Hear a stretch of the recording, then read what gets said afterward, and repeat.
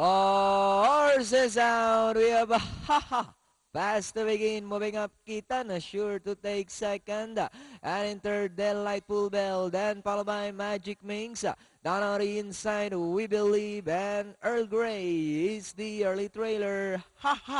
By about 3-4 Malenka. Kitana sure is racing in second, 4 lengths away in third, Delightful Bell.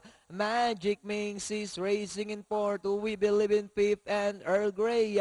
They swing into the back. By Oralenka. Kitana sure still in second, Delightful Bell in third, and followed by Magic Minx. We Believe now coming closer in fifth, Earl Grey. By Oralenka. And in second is Kitana sure finds an opening now to take second is We Believe. We Believe is down on the inside now, fighting it out for the leader. We Believe takes the lead. Drives back in second, and in third, moving up now is Magic Minx. Earl Grey is down on the inside. We have We Believe by about 2 lengths now. Is still in second. Earl Grey now moving up to take the last. They come down at the last 150.